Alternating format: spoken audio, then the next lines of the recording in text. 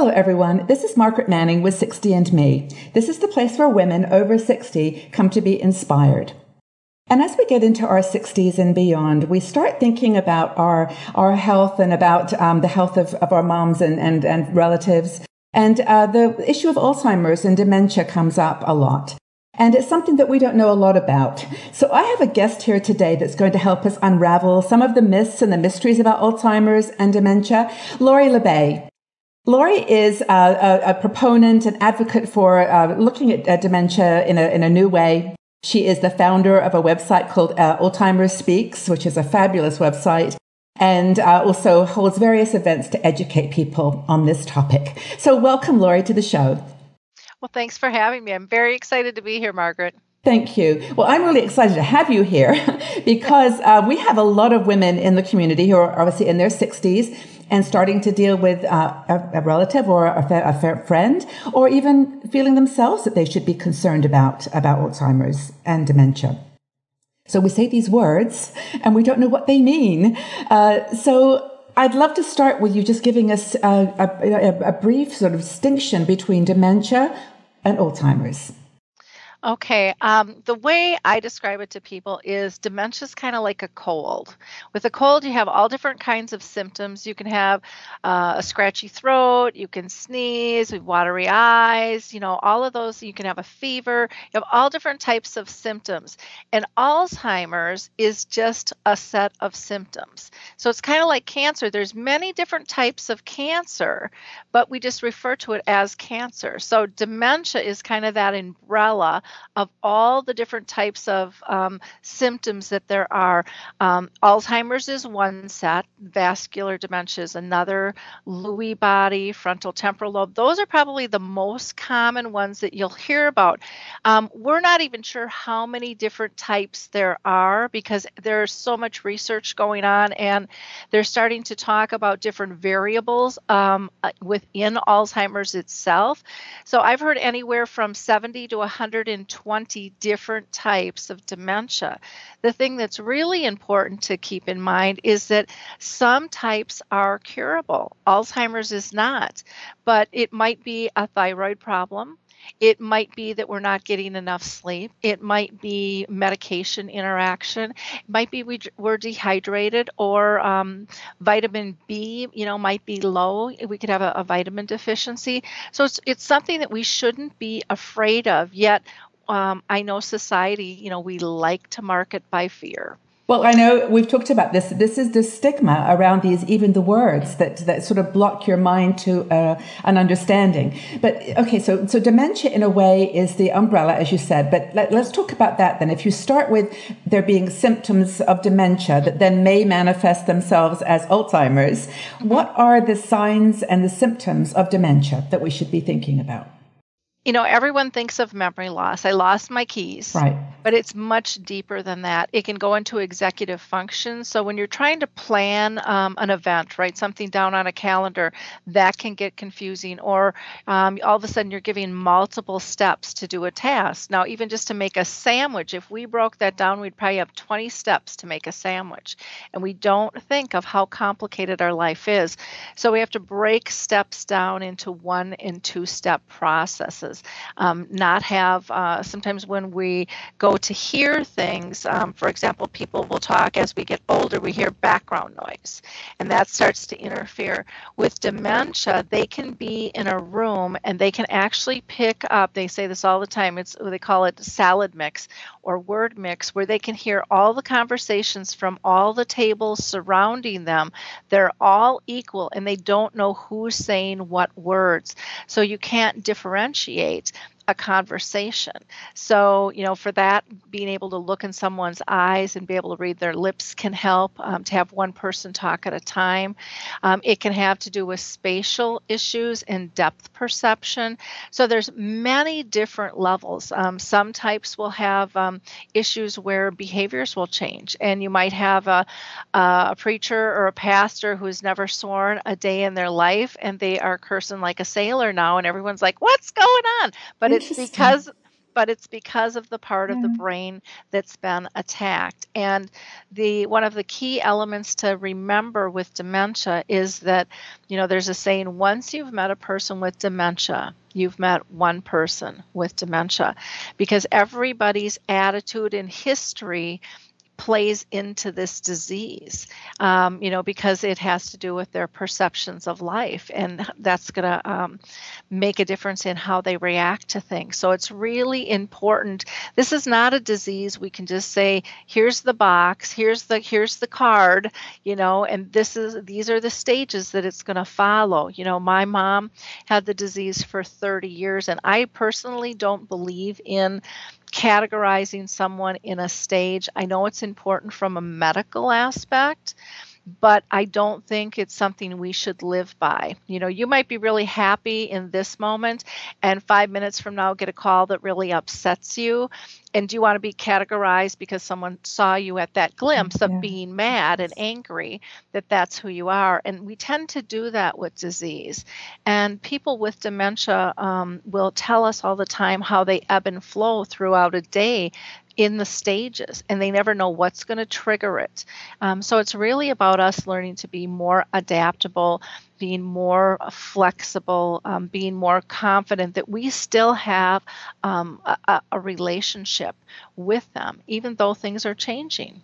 So you're talking now about, in our life, having someone, a friend or a mother or father going through this experience. But if you are a 65-year-old woman and you're experiencing some memory loss or spatial confusion or some of the things that you mentioned, when do you worry about it? I mean, when do you start thinking, oh, that's something I should go and see a doctor about? And then who do you go and see? Is it a general practitioner, or how do you, thinking of yourself, how would I know? Typically what they'll tell you, and the Alzheimer's Association has a great guide, they've got like 10 tips, and they'll say when it's a problem. And bottom line, when it's a problem is when it starts interfering with your day-to-day life. So if you lose your keys and you can't find them, they're just gone, and you have, or you don't even remember that you had a car, or a house that you have keys for, those are major issues. But a lot of us, will lose our keys and misplace things, or not be able to recall somebody's name or a birth date. That's pretty normal. At the age of 20, our brain cells start dying. And so really, our kids always tell us they're smarter than us, and they kind of are in some ways. Yeah. And so some of that is normal. But it really is when it starts to scare you, when you are really feeling off center. And then most people have to start off with their general practitioner, but you want to get to a neurologist or a geriatric specialist that really understands the specifics. Because again, I'll use my mom as an example. She went to her general GP, loved the guy to death, and for 10 years he poo-pooed it to hormones, and she knew it wasn't that. She couldn't really describe it. And again, 30 years is a long time ago, but these types of things are still happening. Yes. And so we need to look at all the different types of testing that's available there. They did the 10-question test, which is pretty popular, and that's something we're going to see more and more screening being done for. But again, on a good day, my mom passed it, and then it was like, okay, it's not that. So it's knowing your own body and not being afraid to go for help, because what people say with dementia all the time is once they get diagnosed, they actually feel relieved. Yes. Because in the meantime, they've been thinking they're going crazy because they can't recall things, and people are telling them they're okay, but they felt so off balance. And so there's really a sense of relief that I do have something. I can deal with it. Yeah, I'm in control. So this is something that women can pay attention to. And we have 45,000 women in the 60&Me community now all over the world. And some of them did send some questions in. I put a post, and one of the things that they're obviously hanging over them, is it going to be me?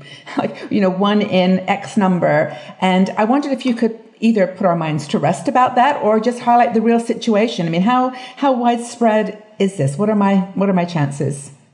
Well, right now, every 4 seconds, somebody in the world gets diagnosed. Four Now, seconds. every 4 seconds. So when I go out and Wow. speak, I go tick, tick, tick, tick, tick, tick, because I mean, it really could be any one of us. And this is not an old person's disease. It used to be thought that, Yeah. people over 85, wheelchair bound, can't communicate, shell of a body. Then it was like, oh, 65 and over, you're more likely to get it. And age really does add to your odds.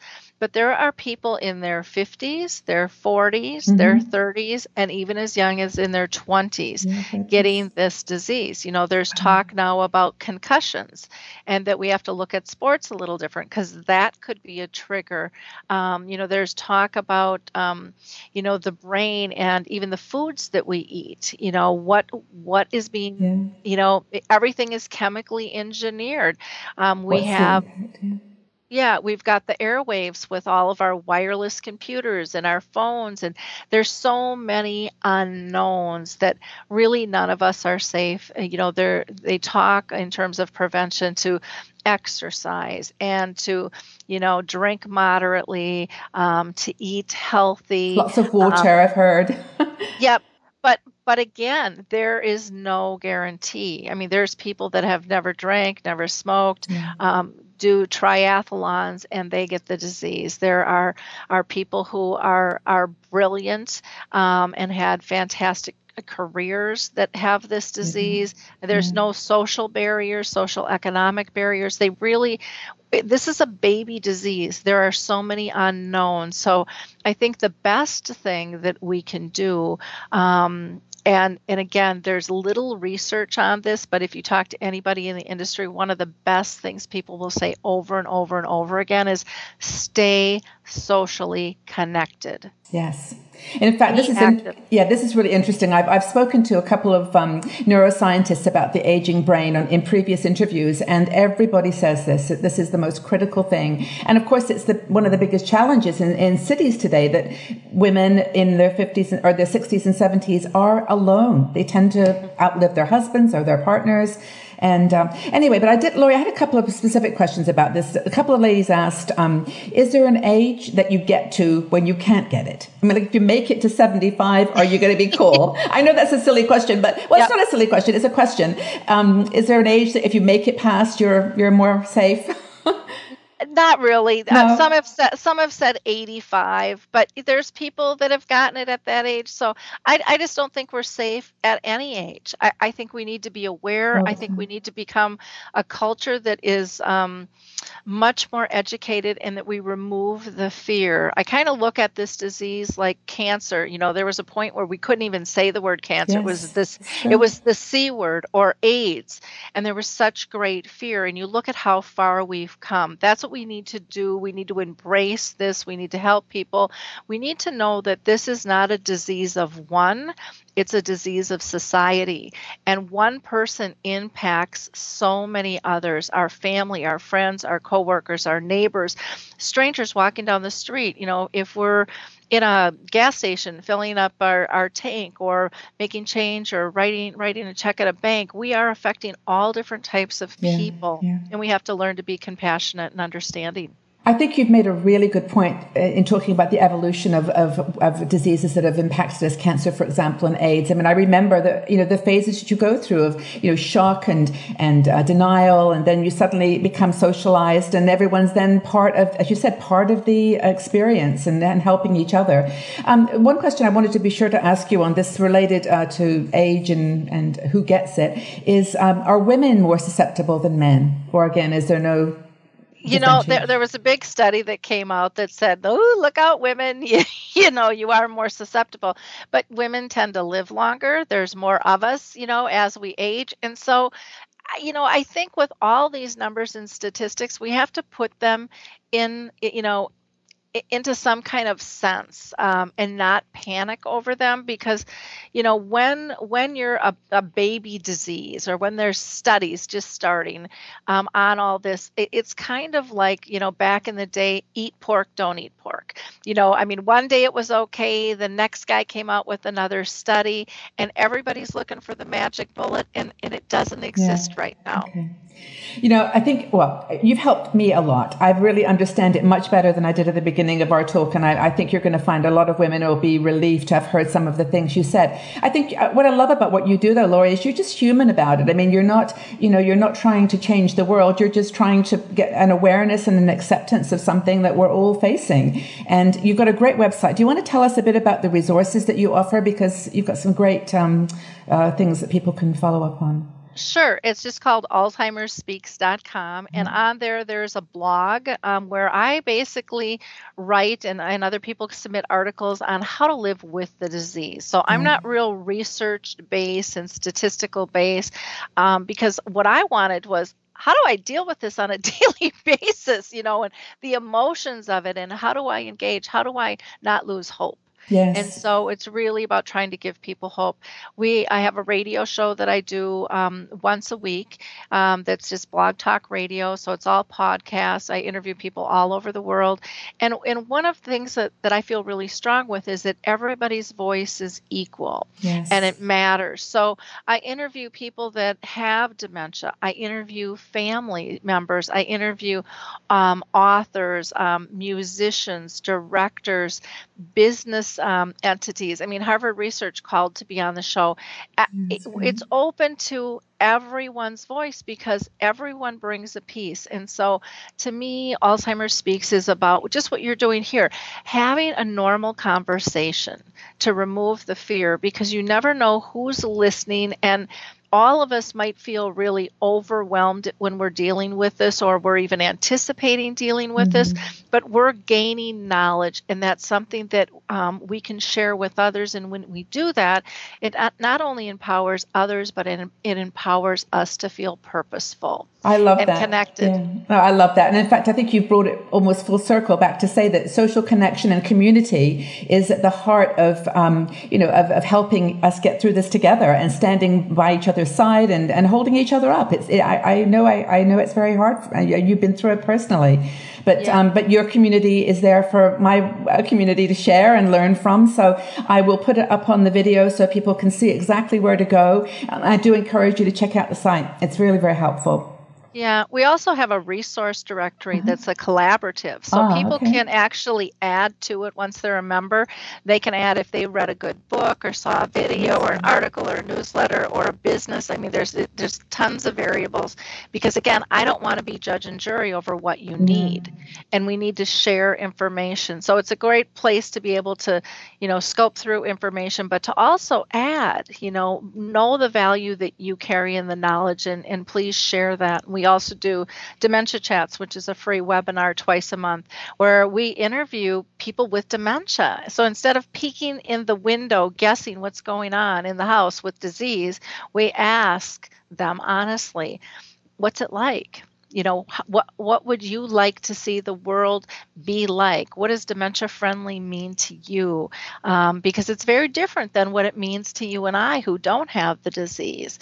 And so we have fascinating conversations. They're full of knowledge. Wow. Full of knowledge. Actually, I said earlier that you're not trying to change the world. I think you are trying to change the world, and I think it's the world of Lori LeBay is actually a world I would like to be part of, and because seriously, I mean, I love that whole idea of letting people have a voice and share their experience, and just thank you so much for being here and for sharing your insights with us. And we're going to do a couple of more interviews with you on different topics related to this, so look for those. And thanks again for being with us, Lori. Thank you. Take care.